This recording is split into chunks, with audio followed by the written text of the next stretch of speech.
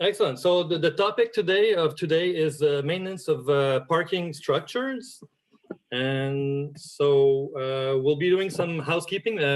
I'm going to be assisted with Mr. Robert Matic from our division Master Builder Solution based in BC. So as I go through the presentation and you have any question, please don't hesitate to drop them in the chat. We're all used to that now with the COVID. So, and Bob will intercept me if it needs to be addressed right away, or we can keep it at the end to answer any question that we want to do at the end. So, so here we go. So, did you know that I just thought of putting some interesting fact that 20% of vehicle accident are happening in the parking lot, and also 30% of the pedestrian accidents are reported also in parking lot, reported by the AAA Association in the United States. And this, when I saw that for the first time, I was quite thrilled because you know I work in parking all the time, but you know we try to be as safe as possible. But it's we have to keep in mind that we can have incident happening at any time, so we have to be very meticulous in the parking. Sometimes it's dark, sometimes there's a lot of movement, sometimes there's no speed bump, so people go very fast. And sometimes there are kids that are very small, and when we are on our big pickup trucks, we don't see who's in the back. So a good rule of thumb for that is always to park backwards. So that was my opening. So hi and welcome for today's presentation. My name is Mathieu Verronneau. I'm based in Montreal, Quebec, in Laval, in fact. I'm a chemical engineer, graduated from Sherbrooke University in 1997. Yes, it goes very quick. I started to work in plants and in production at Seagram's, and then I moved on at Stonehards for the business flooring for about 12 years. And in 2017, I joined BASF, the construction system division, and we are about 20 colleagues within Canada in all divisions. So anyway, the goal of today is not to talk about myself, my job, but more to talk about maintenance of a parking deck, which I guess if you're all attending this webinar, this meeting is because you all have to take care of a parking, either as part of a property management group or a condominium, or it's a commercial. So here we go. So I'm also a member of my provincial engineering order, and the ICRA and the Parking Association. So today, what we will be covering, the agenda, is why parking structure matter as part of the CSA S 413 module. We will also see the types and effect of the wear and the repair solution, and how we can prevent also those wear and tear, and how to properly maintain a parking. So if we start by talking about the parking, why is it important, parking? If you live in a condominium, you need to put your car somewhere. So you need a safe and clean and place to park your vehicle, so it doesn't get it gets stored safe, right? If you're a commercial parking owner, you need to make revenue out of parking, and you need to make money from customers that will be parking in your parking. So you need to have a decent parking, else people will try to park their car elsewhere, and you will have some lost revenue. So this is important to maintain a good parking structure in order to get those revenue also. Also, another reason to keep parking very safe and maintain it is to avoid any claim that one could have. Let's say you have a slip and fall in the winter; it becomes icy, and you can have not an owner, but a customer that can fall on an ice spot, and that can become a big expense from your pocket. So you need to make it very safe. Also, car damages. If you have any leaks coming from the top, sometimes some water will leak on your vehicle. So you don't want that either. So, and thefts also. I put thefts because sometimes parking are very dark, And I find that sometimes they need to either add some lighting or maybe a coat of coating. Could be very beneficial to highlight, put some more light in the room and make it safe and take away reduce the chance that some thefts might be wandering around in your parking and create some issue. So first of all, if you're a parking owner, maybe you're not much aware of that, but most consultant and engineer will be aware of the S413-14 standard that is more talking about, is a code to follow to anybody who does the design of deck membrane. So it covered just not the parking, but it's going to cover the overall design of the structure. So any expansion joints, any fire barrier, anything, it's all covered in that code. So most consultants will, it's their duty to make any parking owner aware of that when they are mandated for that. Another thing, parking structure exposure. Well, as most of you must be Canadians, our parking decks have very harsh environment condition. You know, we just don't have rain and snow. We also have I think it's haze in English, but it's the ice rain that freezes. So this is also a very harsh condition, and we also have on top of that some salts and sand that will come into the parking also. So this will have a great exposure on our parking structure. So the car, they bring that in and they leave it in the parking. So it has to be maintained. The daily use patterns are the wear and tear of the people that go in and out, depending of the parking type. In sometimes elderly condominium, there's less traffic, or people go they go very slow. But if you compare to a commercial parking, well, if you don't put any speed bump, some people will go as fast as they can just to make sure they get out and they go away. So that type of exposure will affect the maintainability of the deck membrane. And moisture penetration, I've put that in place because we will protect the structural slab with waterproofing deck membrane, yes, but sometimes that moisture will come from outside. So it's often good to maintain the outside building envelope so that we make sure that the water doesn't go in. Effect of exposure, we talked a little bit about it, but yes, it's the water and the salts and all the contaminants that will penetrate the concrete and will reach the reinforcing steel that's in the concrete. And that will cause the steel to come back to its states, which is iron. And when this takes place, the iron, being more dense, takes more space. So it creates a lot of inside pressure, and this is what will make the concrete crack.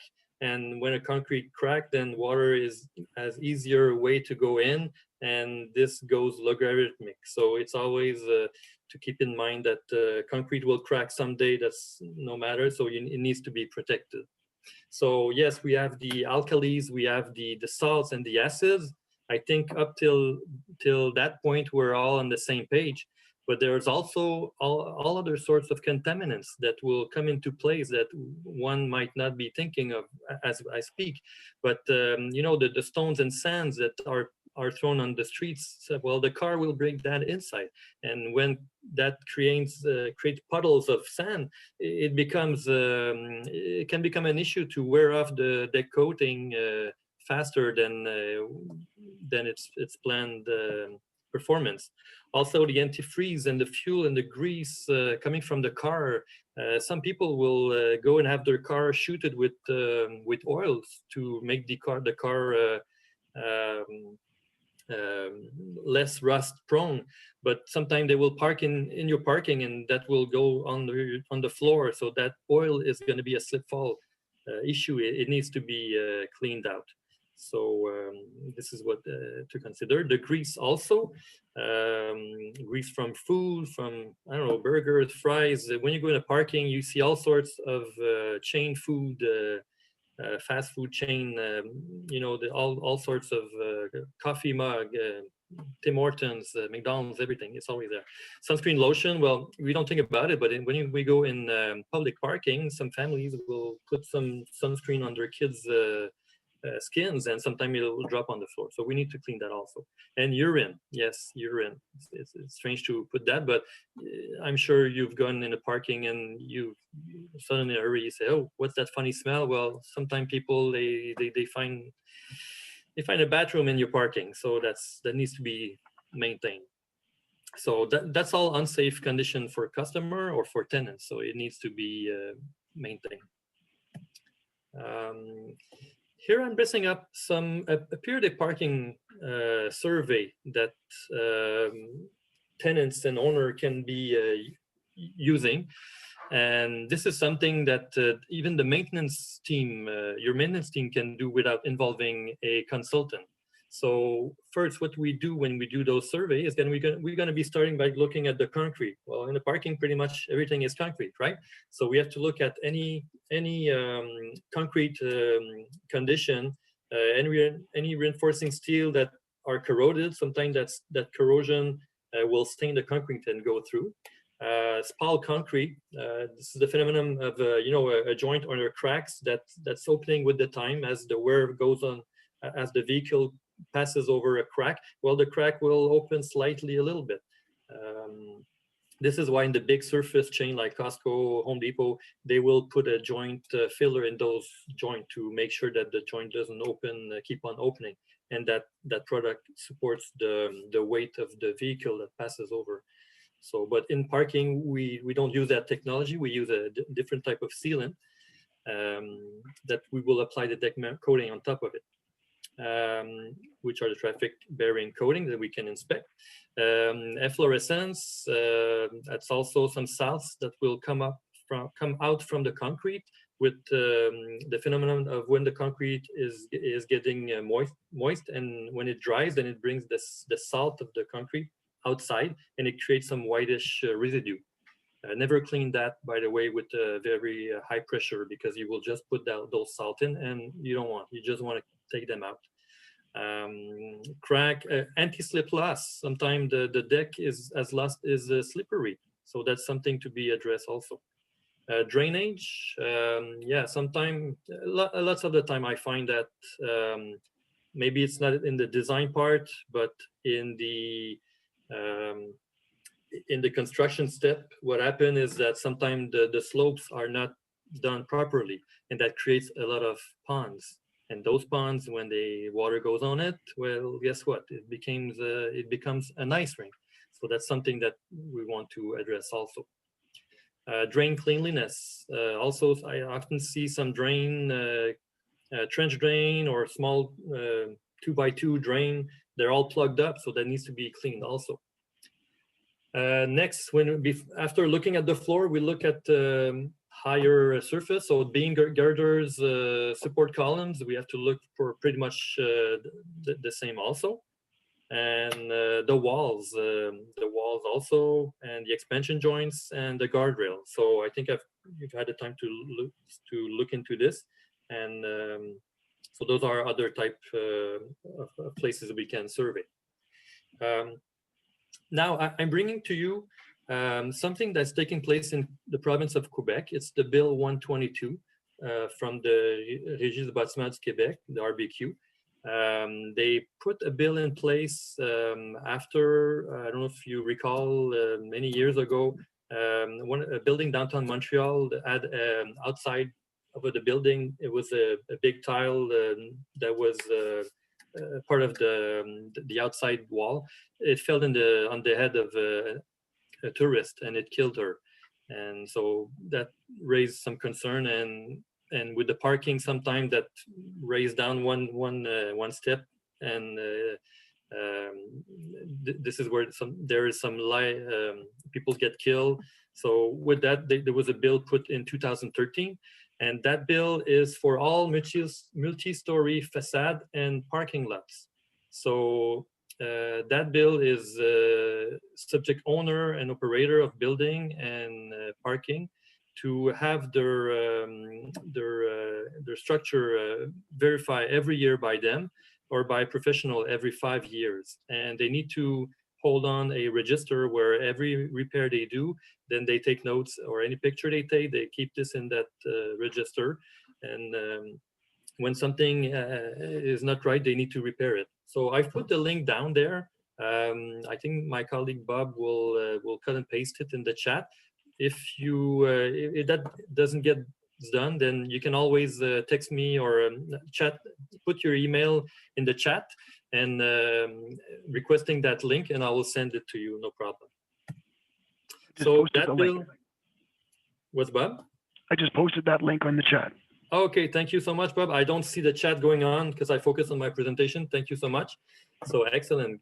Now this, I'm sorry, it's in French. It's only available in French, but it can be translated pretty easy. But that's more like a form that has check boxes for any owners to look at any, like here we see that this is the slab dowel. So any deformation is yes, no, the place, we can address a picture, and the owner puts his name and all his contact information there.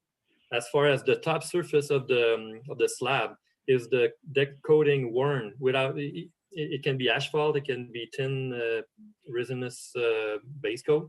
Is there any bird bath? Is there any cracks, concrete deteriorated, any reinforcing steel exposed, any rust?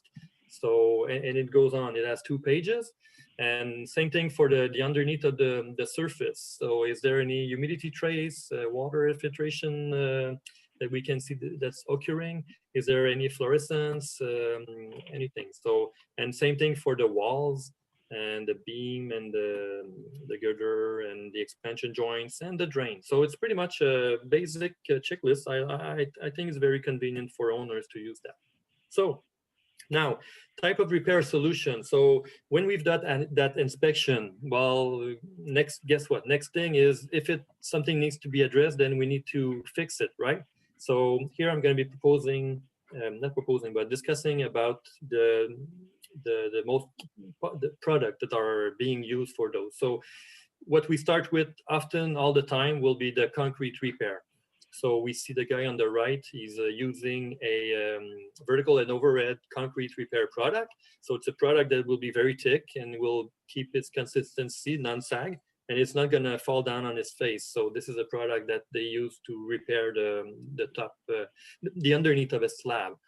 Sometimes that repair will be very big. So they will put a plywood form and they will support it from underneath, and they will drill a hole from the top. And then they will use, this is where they will be using self-consolidated concrete. It's a very liquid concrete product, comes in a bag, and some of them will take a little bit of expansion without getting constriction as it dries. So to make sure that it occupy all the space of the repair. So, okay, and we have the horizontal repair product also that are available on the market. When repairs are very big, though, it's often common that the contractor will use just regular concrete. The offset, though, of regular concrete is that the concrete will typically require 28 days to cure for the moisture inside of it to dry off before accepting a deck coating or a vapor barrier. Because those deck membrane, this is what they are, vapor barrier. So if we install too soon a deck coating on top of too young concrete, it's not going to bond properly. It's going to bubble up and be prone to failure very fast. So this is what. So when we talk about the horizontal, most important manufacturer will have quick cure concrete repair for horizontal surface that will allow for a coating to be applied on top of it after 6 hours for an epoxy or 24 hours for a polyurethane. So this is what's really often done when we talk about restoration. Concrete repair material gets used all the time. After that, we go in the traffic bearing coating. This is what's going to be the waterproofing part. So on the bottom right picture, we see an applicator that's installing a deck coating with a squeegee, probably a notch squeegee to allow to apply a very good thickness of it. And the applicator has a shoes with some spikes because he doesn't want to be slipping as he pushes on the squeegee. So again, for deck membrane, it could be asphalt. Asphalt is, there's asphalt and there's resinous deck membrane that are used on the market. Some of you will be using asphalt, that's good. It's very abrasion resistant. It's quite thick though. It'll be minimum often of 2 inches. And it's, the cons of that is that when water will infiltrate underneath the asphalt, it creates underneath river and it's hard to find where the leak is occurring. So this is something that on the tin deck coating is very fast to address and to assess that it is occurring or not. Asphalt too, sometimes it will also add a lot of weight to the structure, which sometimes is very already limited. So that 2 inches on the whole parking is not an option sometimes, and it's going to reduce the space head also for the car. So often I have a Ford Explorer. I go in the parking. It said it's 6 feet, and sometimes I'm going there very slowly because I don't know if I'm going to be touching the ceiling or not.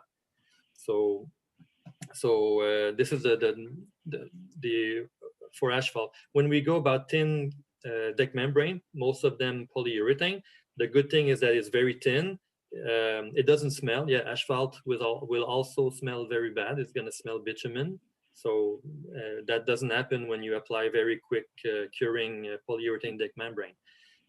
So we have epoxy, we have polyurethane. There's also MMA, methyl methacrylate, that is a kind of the latest trend in technology that allows to apply a coat after an hour, and after an hour, the other coat.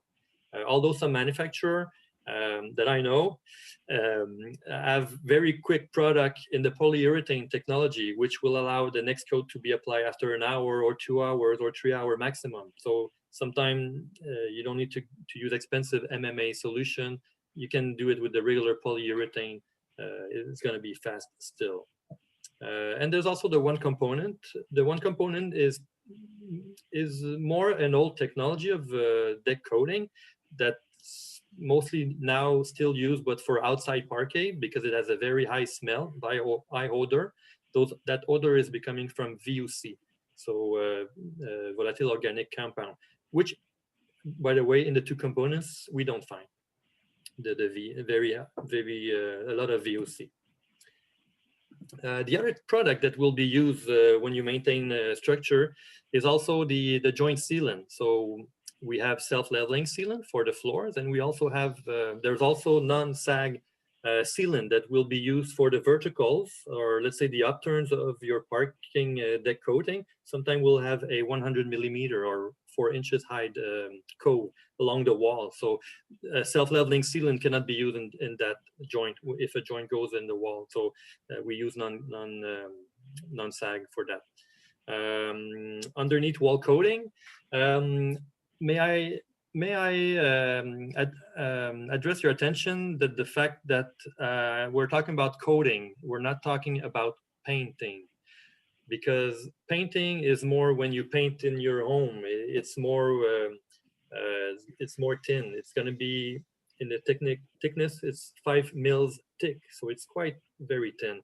When we talk about high build coating, we will be talking more about 20 mils thick, so 4 times thicker than the paint. So it's going to be the high build wall coating that are applied in standard parking when they're choosing properly will create much better barrier for all the anti-carbonation and all the contaminants, the humidity, sometimes condensation, water. So those high build coating will protect the concrete for those contaminants, but will still allow the concrete to breathe. So if you use the right product, your wall coating should not be delaminating or peeling from, depending if it has been well prepared also.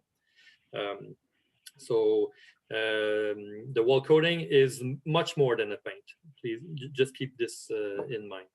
There are hydrophobic coating that will repel the water. So the bead of water that will go on the coating will create a bead and will slip. It's not gonna hold on to the wall. Also, corrosion mitigation.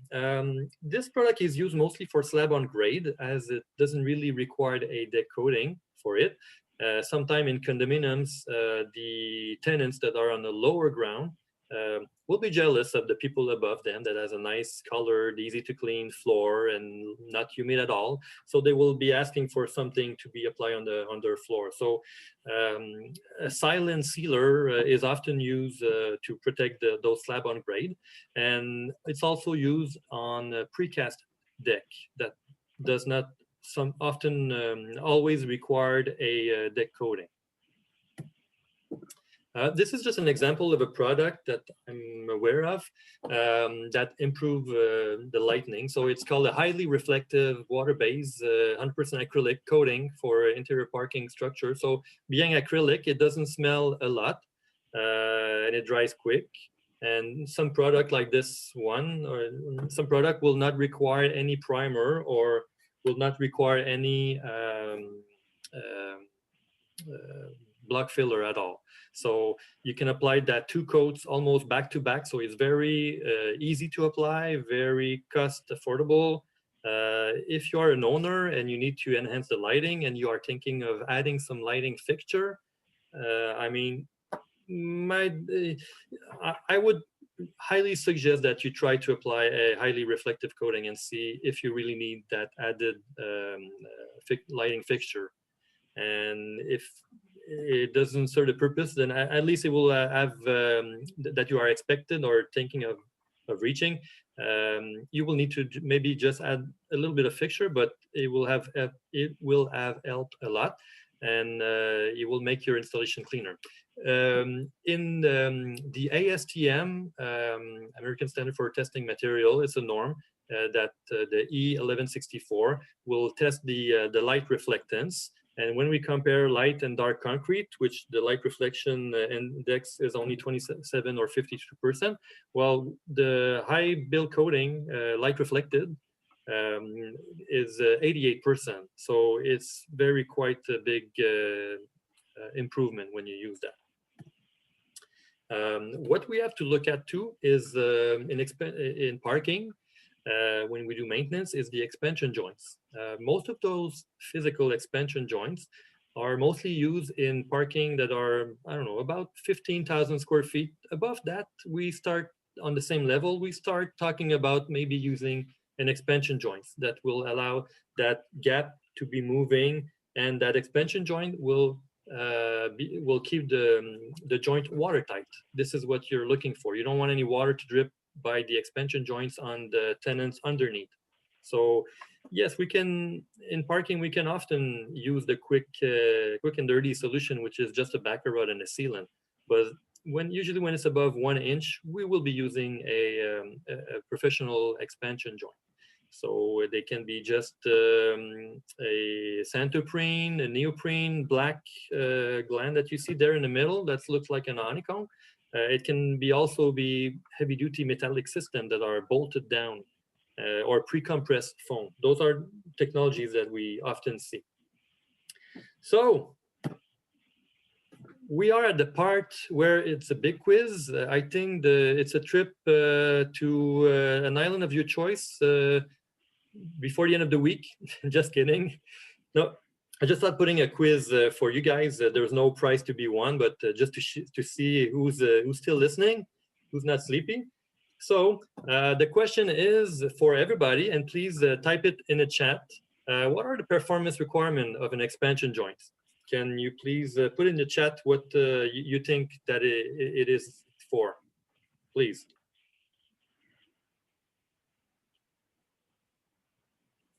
Bob, you let me know if you... Yeah, could have had some Jeopardy music playing here if we were really on the ball. Expansion and contraction from Luan.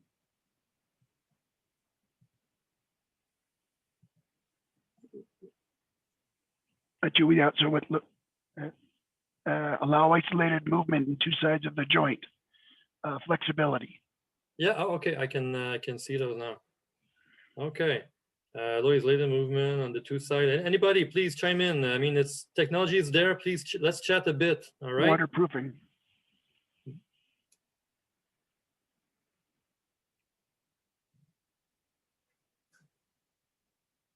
That's good, Frank. Oh, already two answer. That's good. Okay. Since everybody seems to be shy, I'm gonna keep on going. All right. So waterproofing, as Frank brought up, water is what's the main purpose of an expansion joint is to stop the water, as we discussed first. So it need to be in the gap and hold on the water very good. The other thing is the movement. When we talk about movement for joint sealant or expansion joint, we mostly think about the horizontal, right? So it will move in the horizontal. But there's much more horizontal going on. There's also vertical and lateral shear. Example, an expansion joint going from north to south and then turning east-west. Well, it's gonna get installed in one single piece. But the 90-degree will be subject to lateral, as the other one will be subject to horizontal or vertical. Anyway, so this is the main purpose. So, and also there are some expansion joints that their main function is to be the fire barrier. So it needs to accommodate some movement. So some of those expansion joint fire barrier are 50% expansion that they can accommodate. And if there's a fire, then there's an intumescent part in the foam itself that will create some sorts of popcorn effect and will block any smoke and fire mostly, to go on the other level. Okay, so just to put in concept what for the movement, so we see the horizontal movement that everybody thinks that is the only movement, but here we go. We have the vertical and we have the lateral or shear. So this was just for me to show you that, you know, expansion joints are more than just horizontal movement to occur. All right. Here I'm just showing about parking expansion joint that are for the parking market. And as you can see right here, we have about that are displayed about 30 expansion joint from a manufacturer. So you see they're parking oriented. So we're far more deeper than just the backer rod and the joint sealant, as I was saying. So with all those great product used, one thing that is important to consider is their product compatibility. So some manufacturer will not accept some other manufacturer. Well, sometimes yes, it's harsh in the industry. It's standard practice, but some manufacturer, they pretty much carry all the item that we've that I've explained. So it's for you to choose with who you're more comfortable to work with. But if you could bundle up a single source warranty, well, that's always good to have. This is me in action at one of our training field train applicator school. It's a school that some manufacturer will hold. All important manufacturer will train their applicator properly. Sometimes it's 1 day, sometimes it's 3 days. So the consideration to think of when you are doing your maintenance is you want to have product that will be installed very quick when you do your restoration, because you want to lose the less money possible if you are a commercial parking owners. One size does not fit all. That's also right. One solution, you cannot apply the same concrete repair product all through your project. So that's one thing I want to point out. All right. Here, when you're doing some maintenance to your parking, one thing that we see more and more is parking are updating their sign. They're signing up, I say, so at the high level. So with the electric practical rechargeable car with the family taking more places to be safe for parking. We see more and more of those parking. The anti-cap, they have been there for a while. Fire rule, pedestrian. Oops, sorry, I'm going too fast. So and back in parking only, that's also one that we see to advise people that or customer to back when they park. I've put two there. They're not really meant for that. I just started making some fun with the ducks and the DJ. That was fun. Also now, some manufacturer, they have the choice to tint on demand on the site the color of your choice. So they have like 500 colors or any custom color. So if you can choose a manufacturer that can do that. Yes, some manufacturer will offer some custom color, but that needs to be manufactured on site. There's some minimum quantity, and there's also delays for that. And if the applicator is, while he do his job, is missing for a pail or two, then that creates an issue, and that needs to go back to the production plant. So some manufacturer will have a tint pack that can be added on the job site, and those color pack gets done very fast, and they can go and do those nice color. Now on the top right here, we see a greenish spot. This is a parking spot for electrical car. You can see on the wall the rechargeable.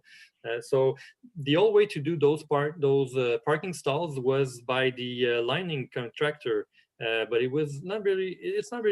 It's very expensive because the guy has to apply 3, 4, 5 coats of it to hide the right color, and it's very thin. And it's also the bad thing is that it needs to be redone more often because it's wear off faster. So when we go in the deck membrane world and we color it on the site, the choice of the customer wants, and then we are putting a top coat that is much thicker and much abrasion resistant. And it's part of the deck coating system, and it will not need to be done in the next year. It's going to be part of the deck coating. Since it's a parking stall, it's going to last forever, almost. Not anything lasts forever, but when it's part of the coating, it lasts much longer. So almost done the presentation. Talking about the maintenance. So yes, maintenance is something that I feel that the owner, once they buy or they get a traffic coating or asphalt installed in the parking, well, they think it's maintenance free and they can forget about it. Well, the answer is no, right? We've seen those coffee mug, those windshield washer container, those sand stuck piling up. So we need to maintain our parking, and we really recommend to maintain it twice a year, in spring and in the fall. And the good news is that when you do it in the spring, then you can plan for the maintenance to be done in the summer, when the temperature is nice for the product to be installed very nice. So the fastest the deficiencies, or not deficiencies, but the issues are raised, the lowest cost is minimal cost is going to be on the long run to maintain it. So as faster you can maintain your parking structure, less costly is going to be for the owner. Less of a big job is going to be to maintain the job.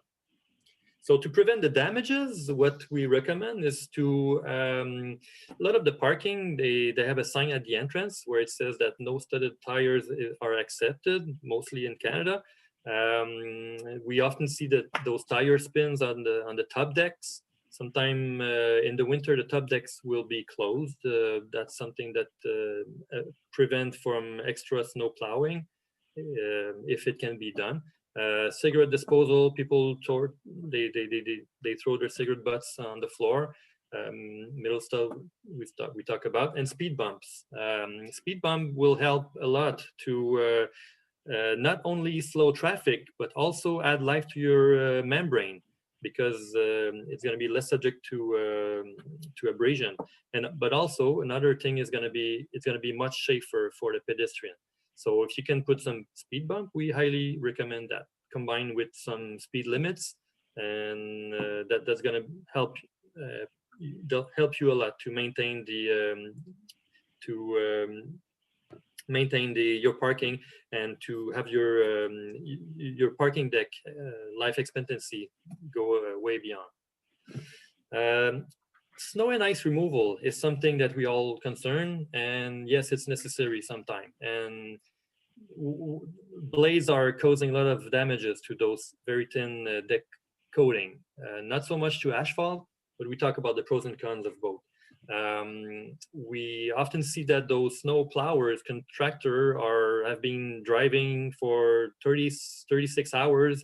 They drink the Guru or the Red Bull. They listen to heavy metal music while they snowplow your parking, and this is what they couldn't care less, your parking deck coating.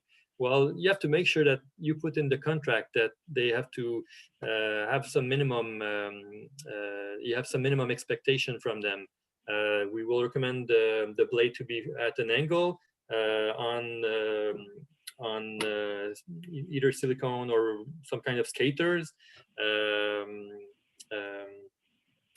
and not silicone, but I'm looking for some runner blades, not to share and to scratch the deck coating. So, and the speed also, if they can speed not at 100 km/h, then there's less chance of damaging the deck coating. So anyway, they are standard. The manufacturer of deck coating will provide you some guidelines on the snowplow. This is a part where I just added at the last minute. It's just some picture of expansion joints and the failure that have been resulted from mechanical damage due to improper snow removal. So we will see sometime those joints have metal, and well, the metal is going to get bent, right? If the metal is not at an angle and is not in good shape, there's no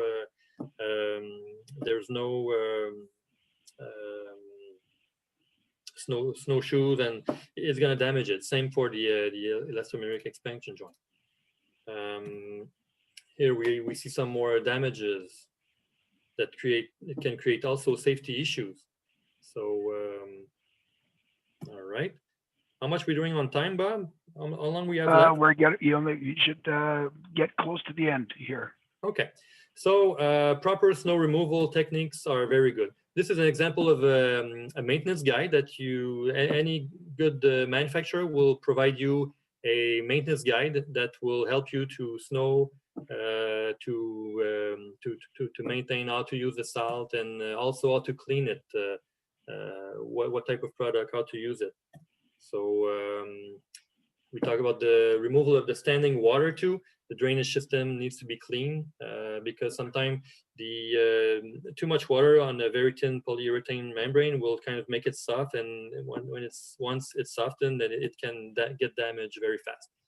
As far as cleaning, your inside crew can do some very quick maintenance with walk behind or sit on floor scrubber, or you can hire some contractor which will use pressure, or even those big trucks we find on the street. The important thing is to use a soft polypropylene brush and use the least minimum pressure on the head. So this is almost the last slide. Often I get asked regarding the deck membrane, what's it doesn't look as fresh. There are some small defects here and there. So can we refresh a deck coating? Well, the answer is yes, it's often possible, and with limited repairs also, and it's pretty quick, and it's going to be easy to do for the contractor. You just have to follow the manufacturer procedure. Most of them will include a good degreasing, and then a mechanical preparation, which is often a blast track. The manufacturer can do combined adhesion test also with the product that will be applied on the old deck coating to do some adhesion test to validate that the preparation procedure is good and that everything is good to go. And we go on with the primer and the top coat, and we don't need to do the base coat again because it's already there. So it's just a primer and top coat, and we have a brand new parking and with the same warranty. So and it's easy to do. So yeah, so that's what.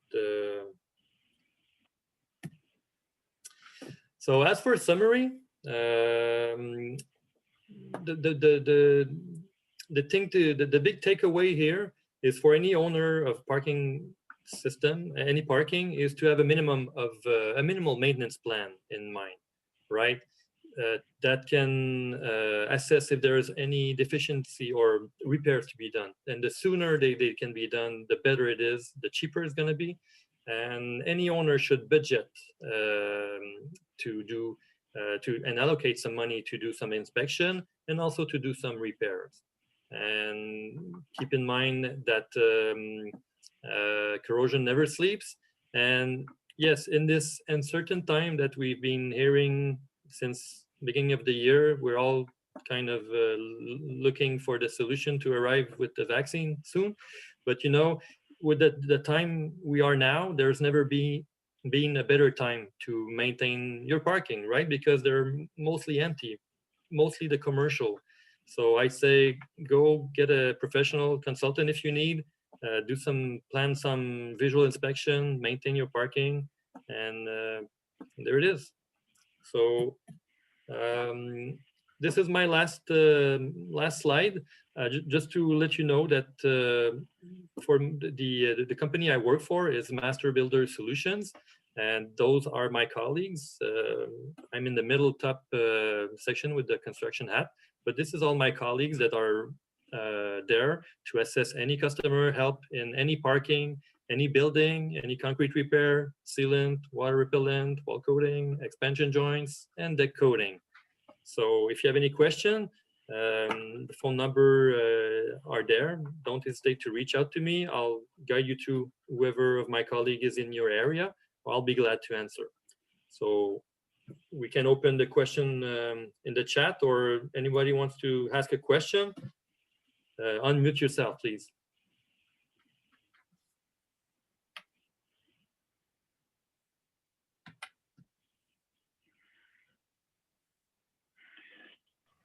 So I'm not sure if you saw the question there, Mathieu wanted, can you remind the life expectancy of a traffic deck membrane?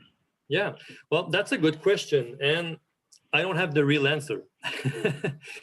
The life expectancy of a deck, of a membrane, deck coating, let's say, will vary a lot depending of how it was, what product was installed, how it was installed, what thickness it was installed. Some applicator might thin to win and they just apply the bare minimum or even lower. So when you do an installation, make sure you work in hand with a professional manufacturer that can assist you and be there to make sure that the contractor that's been awarded the job does the job right. So, but basic rule of thumb, I'd say, is mostly 10 years for a commercial deck membrane. If we go in the condominium, sometimes it can go 15 years, maybe 20 in the parking stalls. But sometimes the area might need to be done faster will be the ramp, the entrance ramps, entrance ramp, the entrance radius, turns. Those are the area that might need some refreshing faster than the other part. I hope it answered your question, Carol. It did. Thank you. Thanks. Frank Cavalier, any question from you, sir? You were the one who were answering all the good question. I'm kind of cheating.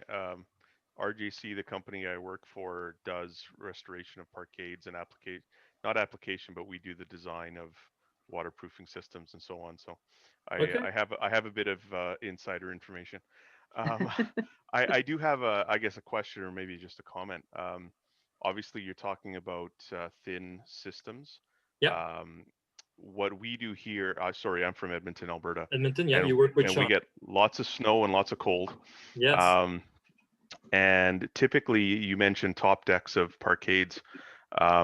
We will typically do an asphalt layer for protection of membranes on top levels.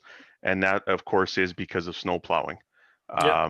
The joints generally will still take a beating, but at least with the asphalt, you get a little more life out of your membrane. And we find that works fairly well. Obviously, there's a cost to it, but that's typically what we'll do and or recommend, as opposed to just a thicker wear course for the membrane. Yeah, that's a really good point, Frank. Thanks for your comment. Yeah, I don't represent the manufacturer of asphalt, so I don't want to talk against or for it, but I agree with you. If there's lots of bang bang going on, the asphalt is the way to go. The only cons is that sometimes, and maybe you can assess, is that sometimes you get leaks, and it's hard to find the leaks when you have an asphalt.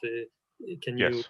talk? Yeah, absolutely. It is Yeah. generally harder to find because, of course, the water can get under the asphalt and travel Yeah. until it finds the leak or a Yeah. crack. But you're right. It's just an offset between that and the longer lifespan of the membrane. Yeah, for top deck application though, manufacturer will have a heavy duty or very abrasion resistant epoxy top coat that when once it's combined with an extra top coat of polyurethane that is aliphatic or UV resistant, will help to reduce the wear and tear, and it's very easy to repair too when you do your manual your visual inspection. So I'm doing quite a lot of those top deck with those resinous combined polyurethane combined with epoxy and polyurethane top coat, and they last last good, with expansion joint too. But Yeah. it was a very good comment. Thanks. And thank you for the presentation. It was very good. All right. Thanks for your chat engagement. Okay. Any more questions for Mathieu? Oh, we're getting to the end. People are starting to get tired. Anyways, it's really thank you, Mathieu and Bob Matich, for joining us and giving this presentation. It gets down to the bare bones in parking, and if your structures aren't well looked after, there go your assets, right? So we thank you for your great contribution, and look forward to seeing you guys. Please join the roundtables to have a discussion with the various sectors, to talk about specific things, and then afterwards join us for a virtual cocktail. It would be nice to see you all and just to chat. So again, Mathieu, thank you very much. Thank you so much for having us. It was really a privilege. We really appreciate. Thanks a lot on the name of Master Builder Solution and Watson Bowman Acme Expansion Joints. Thank you so much. Our pleasure. Our pleasure. Thank you. Bye-bye.